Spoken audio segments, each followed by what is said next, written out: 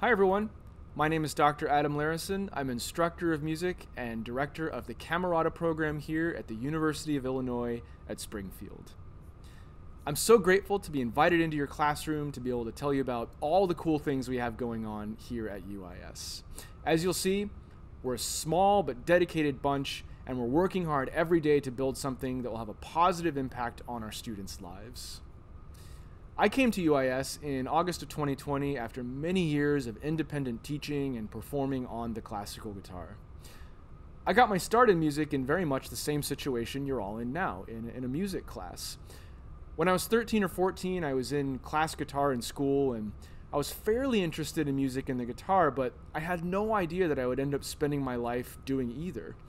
But one day, my teacher invited a guest into our classroom to play for us, and I just remember this feeling. It's so hard to describe, and I'm sure many of you have felt this before, but this feeling that the sound the musician was making was just perfect. That's the only word I could think to describe it. It was just perfect. And I knew from that moment that I needed to learn how to make that sound myself. So I started a journey that lasted almost 20 years, traveling from coast to coast, looking for the best teachers I could find who would agree to teach me. I was just searching for that perfect sound, trying to find a way to make that sound myself. But it's funny how life can take you down different paths. While the guitar will always be my first love, learning about it opened up so many doors that I never would have expected. Spending all those years, those thousands and thousands of hours practicing, taught me how much I love to explore my own mind, and how much I love to learn and experience new ideas. I spend most of my time these days, other than the time I'm teaching, of course, I spend most of my time these days reading. I read anything I can find, but most recently I've been reading a lot about hip-hop and about creativity and also about entrepreneurship. For me, there's something so magical about a book. A book takes years and years to write, and people who write books often have to read dozens or hundreds of books themselves just to be able to write one. So when we read a book, it might only take us 3 or 4 days, but in those 3 or 4 days, we get to learn what it took the author maybe years and years to understand. So in this way, I see reading as kind of the ultimate life hack, and I think it's why it's become kind of an obsession for me. Anyways, that's enough about me. What I'd like to do here is introduce you to the people that make the UIS music program. I'd like to show you the kinds of things we do and the music we make, and I'd like to show you our school and where we perform. But before I do that, I'd like to introduce you to my colleague, Dr. Jonas Stamatis. Dr. Stamatis is the brains behind the UIS music program. She's one of the hardest working and most dedicated educators I've ever known. And in the short time that I've known her, she's taught me so much about what it means to be an educator, to look out for the interests of our students, and to do all of this while following the love of learning and the passion for music that has got us to where we are. So, without further ado, here's Dr. Stamatis. Hi, I'm Jonas Stamatis. I am Associate Professor of Ethnomusicology and Director of the UIS Music Program. I am an ethnomusicologist, which means that I research and teach about music from all around the world. What I really love about the discipline is that it is very inclusive. Ethnomusicologists are interested not only in the great masterpieces of Western art music, like the works of Bach and Beethoven and Mozart, but really in most any kind of musical activity. If someone is making music, we want to know about it. Because the more we understand about how different people engage with music, the greater the potential for meaningful collaboration and communication between people from all walks of life. And that certainly can't be a bad thing.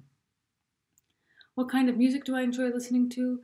I truly enjoy listening to many different kinds of music. That is in part why I became an ethnomusicologist. I'm absolutely passionate about a Greek musical style called rebetiko. It is a popular song genre that features instruments like the bouzouki, the guitar, and the voice, and lyrics about love and loss, and it is just heart-wrenchingly beautiful. I was fortunate enough to live in Greece for 3 years and to study with some incredible rebetiko musicians. I wrote my doctoral thesis about rebetiko, and it was just an experience that changed me musically and academically in so many ways. My specialization is music and social justice. In fact, I teach a course with that very title. So often in our culture, we tend to associate music with entertainment. We listen to music while we're driving or socializing or studying, but music is often connected to some of the greatest struggles for freedom and also to some of the greatest abuses of power in history. And I find it fascinating to tease out those connections. I absolutely love teaching at UIS. I really appreciate the small class sizes. I get to know my students very well and work very closely with them. And I remain in touch with many students for years after they graduate. Here at UIS, students get a lot of individualized attention and also musical opportunities that might be hard to come by at a larger campus. We have some very generous scholarships as well. Of course, the $10,000 Camerata scholarships, but also a whole range of institutional scholarships for performers and academics alike. Perhaps what I love most of all is teaching students that are taking an ethnomusicology class for the very first time, and being the one to hopefully inspire them to not only love all kinds of music from around the world, but to think about music in some new and interesting ways. I think another reason that I enjoy teaching at UIS so much is that UIS students tend to have an incredible openness when it comes to classroom interactions and a willingness to discuss and debate difficult and complex topics. And this means that I can really use music as a tool to encourage students to think about and form an opinion about difficult life questions. And just in general, the atmosphere is very inclusive and supportive. Our music faculty is young and energetic and really easy to work with and talk to. And it is just all around a wonderful musical and educational experience. Thanks for listening. I hope to see you at UIS.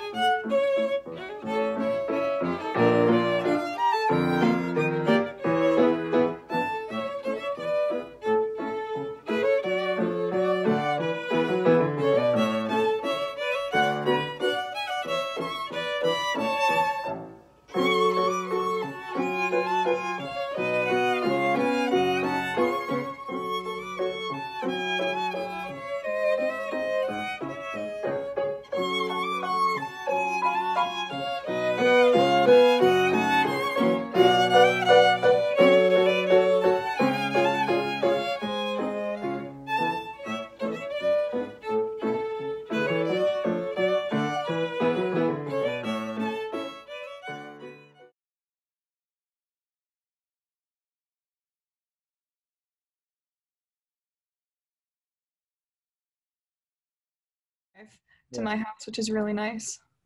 What other schools were you looking at when you were applying? Was it just UIS or? It was just UIS and then UIUC, so Champaign. And I got into both schools, but I chose UIS because they gave me more financial aid, Yeah. which played a big factor in why I chose UIS, and it's way closer to home. And my brother is actually a freshman in high school, so it's easier for me to go down there and like watch any of his activities, but they're not really happening right now. Did you try to do any violin stuff at UIUC or like what did you apply for Camerata just because you knew it was here, or like how did you find out about Camerata stuff? I found out about Camerata because I don't know if you know Sarah and Hannah Jansen. Of course, yeah. Yeah, we used to live right next door to them when we were all really, really little. Oh, wow. So they're, old friends of mine. And I was talking to Sarah and she was like, oh, there's this scholarship at UIS and it's a lot of money and it's really, she said it was easy to get. Yeah. I don't know how true that is, but it's easy when you're a good musician like you are. If you weren't a good musician, it wouldn't have been so easy. Yeah, I guess so. But so I decided to audition for it and I got it. So that's really nice. Yeah, and so it basically you were trying to decide between the big campus and Springfield was financially the better option, huh? Yes. Yeah. Well, that's good. Yeah, I think I think that's probably true for a lot of students who come to our school. You know, I was really, really lucky. I had scholarships in college and everything, but like the schools that I went to were like so expensive. Yeah. So expensive, and like this expectation that like you would go to school and study anything and come out with like $100,000 in debt is just like, that's crazy. Exactly. And it's like coming here, I should graduate with no debt because I'm in the CAP honors program as well. So I have a scholarship for that too. And that's like covering all my classes, housing. So it's really nice being here. What did you have to do to get into that? I mean, I know of the program, but I don't know what you have to do to apply for it. The only thing that's different is we had to write an essay about why we wanted to get in. And it was like 1 page or something. It wasn't hard at all. And I got accepted. And yeah. So you're combining the Camerata scholarship and the CAP honors scholarship, and that's basically covering everything. That's covering everything. Dang, man. That's awesome.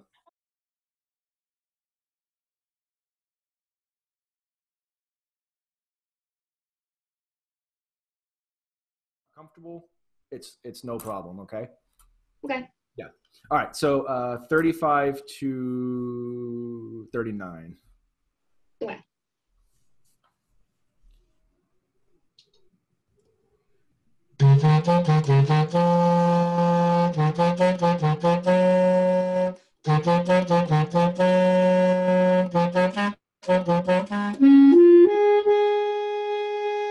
Beautiful, beautiful. Okay, Meredith, can I have you do the same section?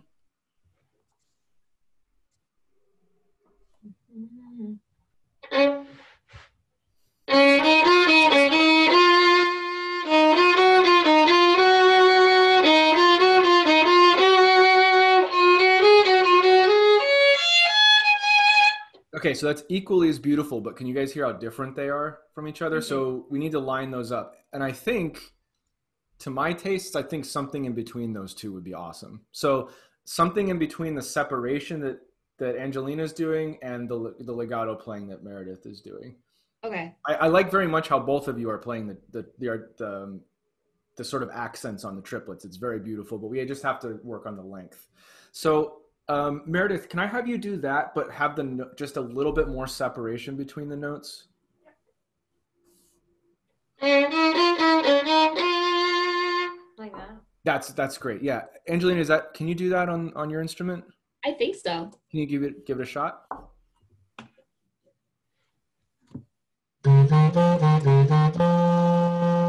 That's beautiful. Yeah, if you guys can both do it like that'll be wonderful. That's good. And then what else do we have? Yeah, Christy, heroic job playing those chords, man. That sounded great. Yeah.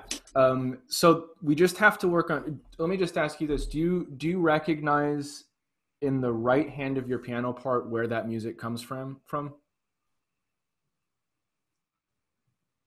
We can't hear you. There she is. I don't know why it's doing this to me. This is so strange. Anyway, but what part are you talking about? Yeah, that would be helpful if I told you that. So from 35 to 39, the right hand of your piano, do you know where that comes from? What do you mean? Like, is that brand new music or is it from somewhere else earlier in the piece? Oh.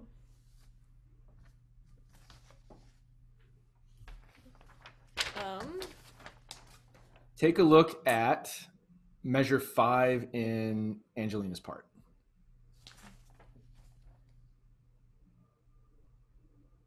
Oh. Yeah. So what you're doing is that you're playing the main melody of the whole piece. Okay. But in like this sort of like big chord way. So the reason I'm drawing your attention to that is because I'm hoping, Angelina, if you can you play from measure 5 for us so that Christy can hear how you're playing that melody? Is that just like right where I start playing? Exactly, yeah. So, okay. Yeah, please go ahead.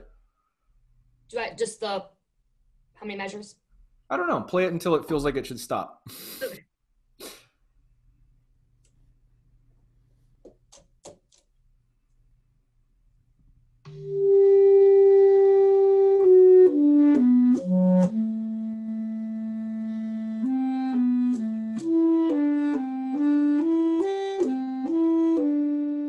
Lovely. That's great. Yeah.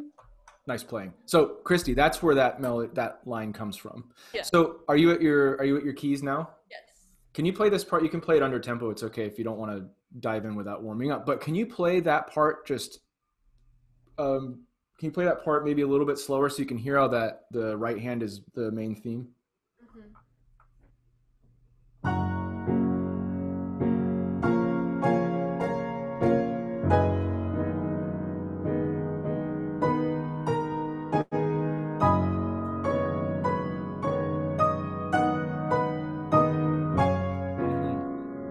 Yeah, so that should change the way you play this now, knowing that it's coming from Angelina's melody before. And the main place that I'll sort of point your ears to is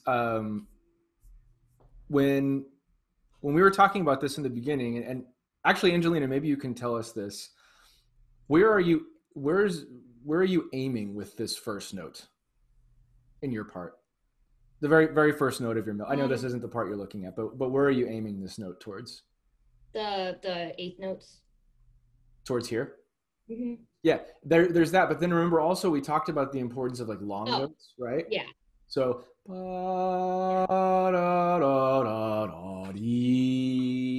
right? So Christy, what I'm wondering if you can do is the same kind of thing. So these notes here, can they push us to this next long note here? Okay. Yeah, and then can all of these eighth notes push us to this next long note here? So instead of ba, beep, ba, ba, ba, ba, beep, ba, ba, beep, ba, ba, ba, beep, ba, ba, ba, ba. I mean, you're playing it much more beautifully than that. I'm just exaggerating. But instead of that, bum, be da da da dum. Be da da dee da da dee da da dum. Here I'm always pushing forward to the next place, right? Mm-hmm.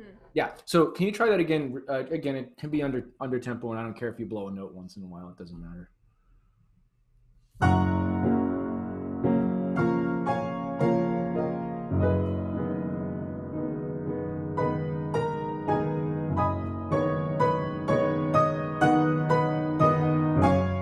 Hey. Yeah. Do you guys hear how much more beautiful that is that way? So good. Yeah. So a good rule of thumb, this isn't always true because we're talking about art, not science here, but a good rule of thumb is that like smaller subdivisions are usually put in there by composers to generate some kind of momentum, right? So with smaller subdivisions, unless we make them move to a note that's of a larger subdivision, they can tend to make the music sound like it's very stuck.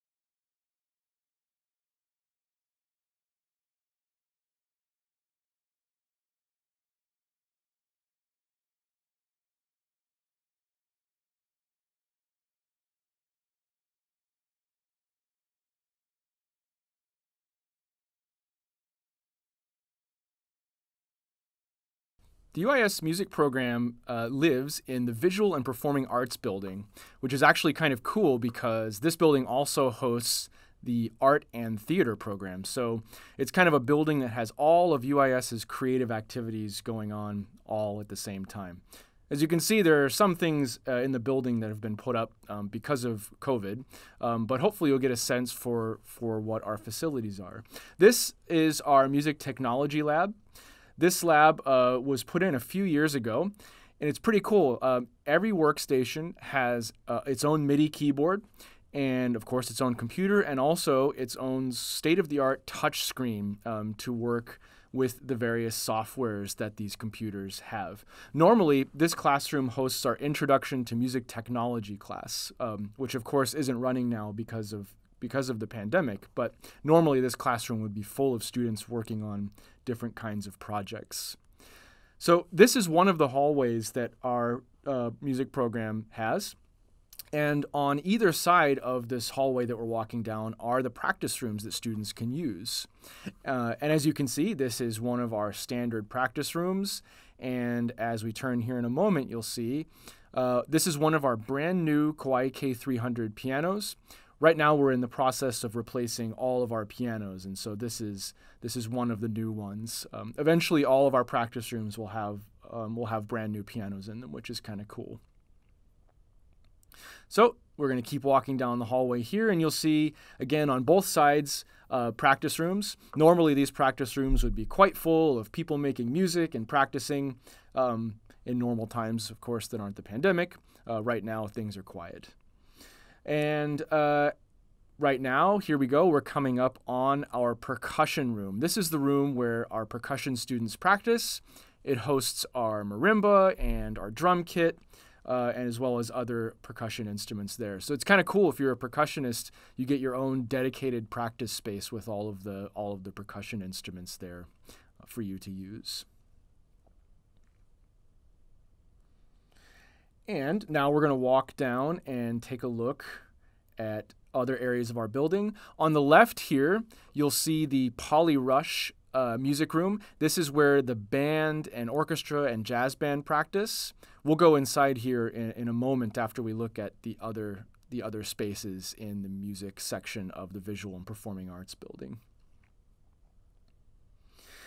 And here's the second hallway that the music program lives in. There are a couple more practice rooms here, but this is where my office and Dr. Stamatis' office are. So here we're coming past the small ensemble rehearsal room.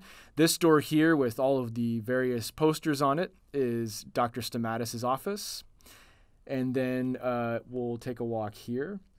And this next door, with a lot fewer posters on it, is my office. So this is where you would find us if you were a student here and you needed to ask us questions or work with us on anything at all. So you can see it's all pretty tight knit. Of course, normally our couches don't have plastic on them. That's a safety precaution for the pandemic that we were taking. So that's our little section of VPA. Next, I'll take you into the Polyrush music room so you can see where we do our rehearsals.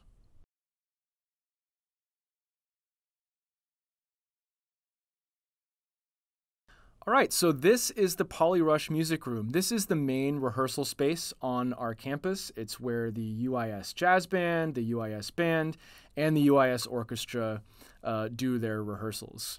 And so we'll pan around here so you can see the space a little bit. There's Bill Mitchell. He's our band director, and he's doing a little bit of practicing in the space in between teaching lessons. This space was renovated not too long ago, so it's mostly brand new. The sound in there is pretty decent, and our ensembles get good use out of this space. And here we are in the Sangamon Auditorium. This is the main performance space on our campus. It's where our large ensembles perform and also where the Illinois Symphony Orchestra performs. This is a 2,000-seat auditorium, so it's a major performance site. And it also hosts guest artists, including musicians and comedians and actors, and lots of different kinds of performing arts activities. It's a beautiful space. Lovely to sit in, lovely to perform in, and we're really proud of it.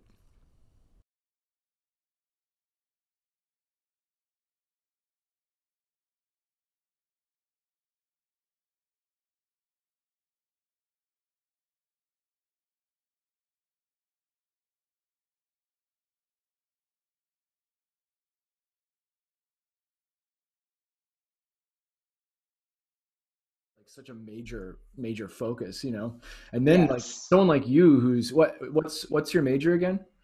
Computer science. Right. Yeah. So you're doing like two really difficult things then. Yeah, two very opposite things. Yeah. How did you decide to do computer science? Do you have an interest in technology? Yeah, I've always had an interest in technology.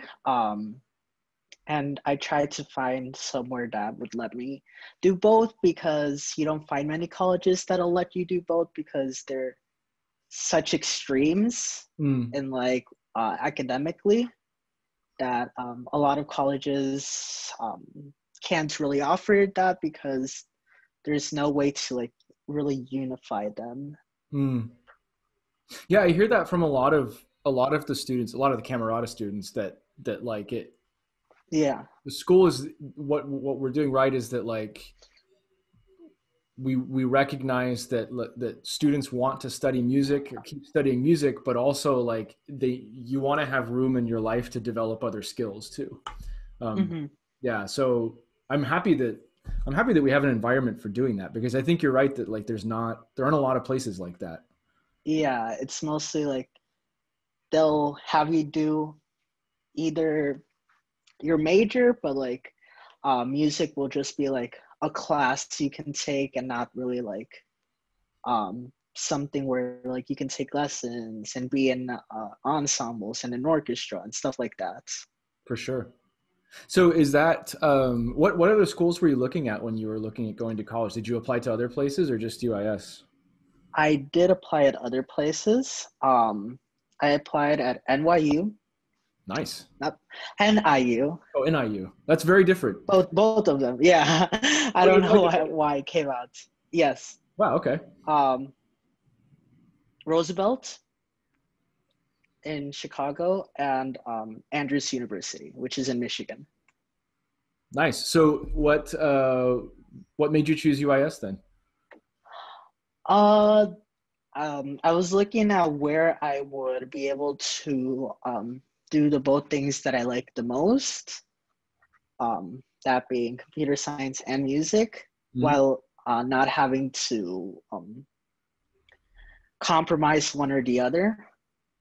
And I was, while looking at the other schools, while they were really good and stuff, it seemed like UIS was the only place where like, oh, if you come here, like, we do recognize that you have other things. So this is for somebody who wants to continue music, but isn't majoring in this. And you can pursue whatever you really want to.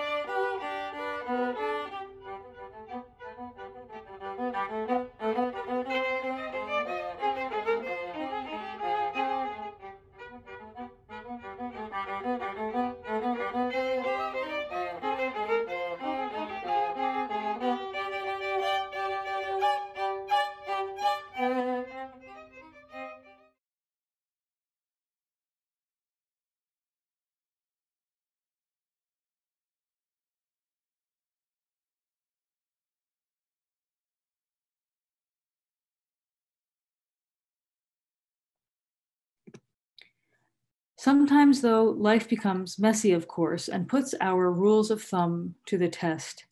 And that is when we face an ethical dilemma. An ethical dilemma is when we are in a difficult situation in which no decision seems to be entirely correct or morally sound. A difficult situation in which no decision seems to be entirely correct or morally sound. Let me give you an example.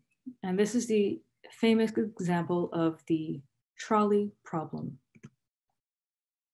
Imagine that you are the driver of a trolley car, and a trolley car is like a bus, but it rides along tracks, so you can't turn left or right. You've got to just follow the tracks.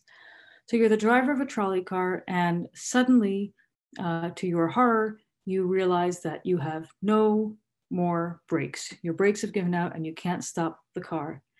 Ahead of you on the track, you see that there are 5 workers. You know with absolute certainty that you will hit these workers and they will all die. Suddenly, at the very last minute, you notice that the tracks of the trolley branch off, and there's a branch to the side, and if you turn the trolley car, there is only 1 worker on that track. What do you do?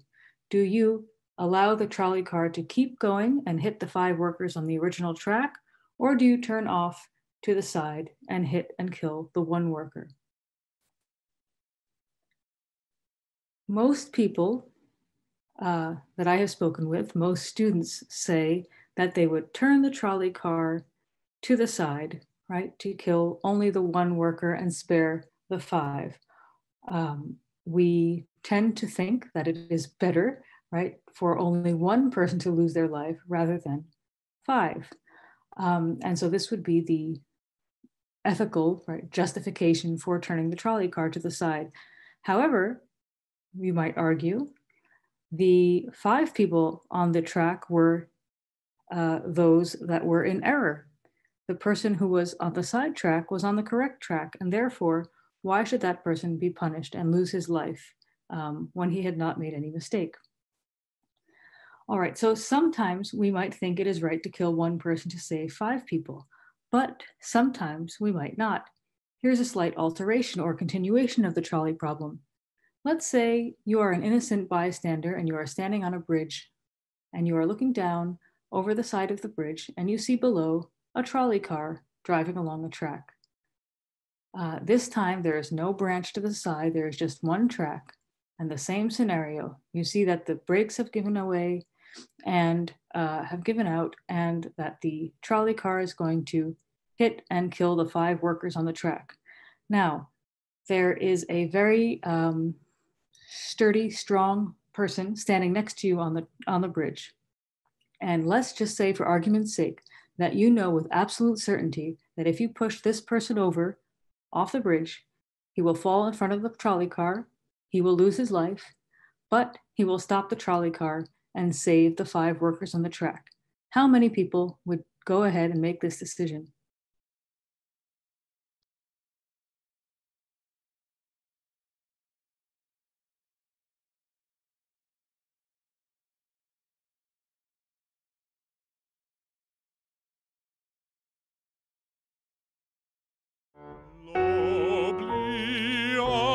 L'oblio io traggi, l'oblio io traggi, e bassezza e ognor viltà, e bassezza e ognor viltà, e ognor viltà.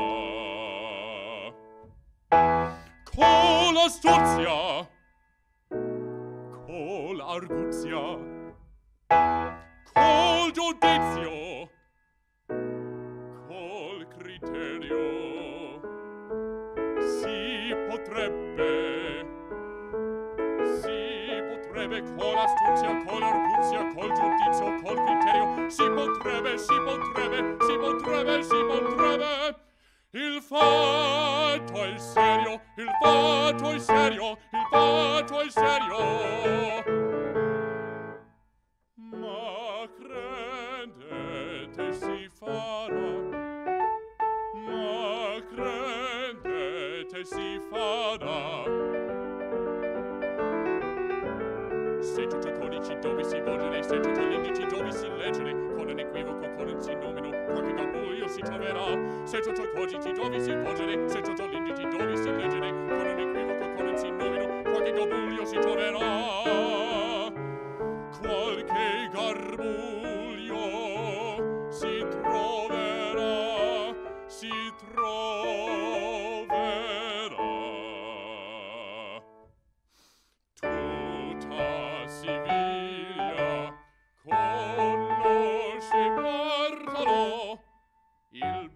birbo Figaro. Vinto sarà tutta Siviglia, conosce guardalo, il birbo Figaro.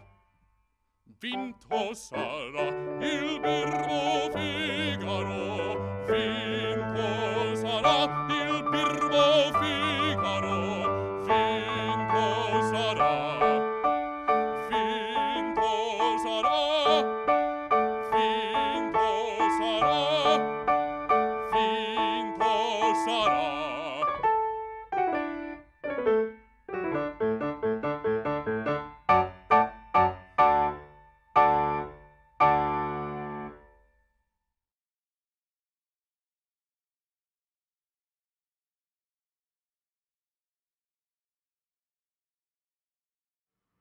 This last section is extraordinarily dense. So let's see if we can untangle it a bit. There are, of course, as you could probably guess, the standard N rhymes.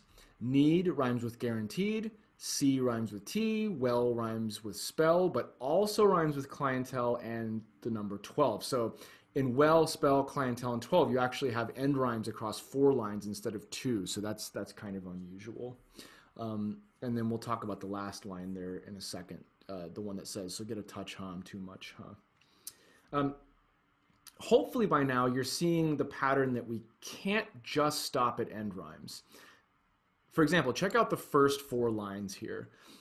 At the end of the 4th line, we see Sweet Tea name herself for us a second time. Anytime an MC names herself, it's definitely territory that's ripe for some virtuosic rhymes, again, to show off or to boast. Check out how many E sounds, the sound taken from the ends of both parts of Tanya Winley's MC name. Notice how many times that sound shows up in the lines leading up to her name. Shows up in the word me, shows up in the word need, shows up in the word policy, then in guaranteed, then in the word C, then in sweet, and then in T. So that's 1, 2, 3, 4, 5, 6, 7 instances of that sound in 4 lines. Again, this is an example of boasting through showing off the MC's skills. Also notice how in the first 2 lines, the chain rhyme on Sweet Tea's name also takes part in the end rhyme for those lines, the lines that end in need and guaranteed. So the point here is, these first 2 lines, it's only me, that's all you need, I got the policy of satisfaction guaranteed. Those 2 lines are linked by end rhymes between the words need and guaranteed. But embedded inside of those lines that are connected with end rhymes is this chain rhyme on the E sound that Sweet Tea gets from her name. And so she's boasting on her name in a very sort of complex rhyming way. In lines 5, 6, 7, and 8, so the last 4 lines of this section, we see something that's kind of new. Check out how she creates end rhymes, but extends the end rhyme well beyond what we would expect. Normally, end rhymes work by linking 2 lines together, but here, Sweet Tea links 4 lines together with the words well, spell, clientele, and then the number 12. So well, spell, clientele, and the number 12. And then notice how at the very end she brings back this touch ha, much ha line from before. This line with this densely repeating uch sound. So now that you have all that in your attention, let's take a listen to this whole section with these observations in mind. As a brother, that's only me, that's all you need. I got the policy, the satisfaction guarantee. So just to open up your eyes so you can see just why they call me MC Sweet Tea. Yes, I throw down hard and I rock so well. I put you under with magic spell. I'm representing and I'm licensed by my clientele. Cause on a scale of 1 to 10, I was sweet with 12. So get a touch, huh? Of too much, huh? And it don't stop.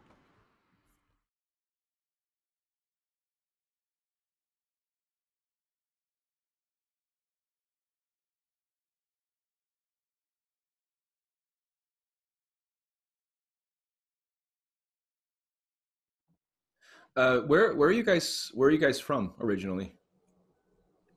I'm from Springfield. I went to school right outside Springfield called Riverton. Angeline, are you from Springfield also? No, I'm actually from the south suburbs of Chicago. Okay. Which one? Chicago Heights. Okay. Cool. So, and then, yeah, so I guess one of the other things I'm trying to learn about you all is like why did you end up at UIS? Like because, there are so many, like, seems to me like we live in this area that's just completely just spoiled for awesome schools. Like you drive 30 miles and there's an awesome school, and then you drive another 30 miles and there's an equally awesome school. And UIS is quite small, compared to most other universities around. I know, like, at least until I learned about this job that I ended up getting from Dr. Stamatis, like I had never heard of UIS before. So how did you guys hear about it? How did it come across your radar? Well, for me, it came across my radar because my mom helped me a lot with like registering for, not registering, but like applying for colleges and stuff, and thinking like, oh, like what are some good areas, and helping me out with like scholarships. And she found the Camerata Scholarship at UIS, and there's not a lot of I didn't want to go very far away from my house. I didn't want to go, like, I could go out of state, but like not super like far, like across the country or anything. And there weren't many colleges in Illinois that had a music degree for people who weren't a music major. So it's a lot of places you had to be a music major to get a music scholarship. Right. But UIS with the Camerata Scholarship, you didn't have to be a music major or a music minor. You just had to audition, which was really nice. So I had high hopes for like hopefully getting that. And if I told myself if I got the Camerata Scholarship, I'm going to UIS because that would be the cheapest option. Sure. And also I actually like a smaller school context. I like smaller classes because then you kind of get closer to your teacher and you have a more close-knit relationship with your teacher, which is nice. And I'm not a big fan of just big crowds, big schools and all that. I like more of a tight-knit community. So it just seemed like UAS was like a really good fit for me. Do you feel like you've been able to, I mean, this semester has been super weird. So maybe, right. Although maybe not, but like, do you feel like because you've gone to a smaller school like ours that you've been able to form more relationships with your instructors, or so like, because it sounds to me like that was kind of something that you were really looking for. Do you feel like that you've gotten that you expected? Yes. Yeah, I think so, because, with big schools, you have like lectures that are like 100 and something people, and one teacher teaching for like 100 and something students. But here it was I had one class that was like 7 students. And that was really nice because it was just 7 students and a teacher. And it was like you were having an actual conversation with the teacher. I felt more comfortable asking questions. I felt more comfortable going up to them and, asking for help and stuff. So, yeah. For sure. Yeah, I went to... Yeah, I can completely sympathize with that. And, the way you describe that classroom experience sounds much more like my experience in graduate school. Mm-hmm. Where the classes are small and concentrated and extremely personal. So that's kind of cool. Yep. So Brandon, you're from Springfield. Was that a sort of a big reason why you decided to come to UIS too? Yeah, it was definitely part of it. I mean, I live like 15, 20 minutes from campus, so it's pretty nice to just hop on the interstate and be able to be there quickly. I mean, just to be straightforward, like a big part of it was financial. Sure. Getting the Camerata Scholarship and the fact that I could get the Camerata Scholarship and not be a music major because I wasn't wanting to major in music. That was very appealing to me. Plus the honors program ended up matching the Camerata Scholarship. So, I had to live on campus for the first 2 years because of the honors program requirement. But so the past few semesters I've been just, having everything paid for, which is kind of what I was hoping for coming to UIS. Well, that's all for now.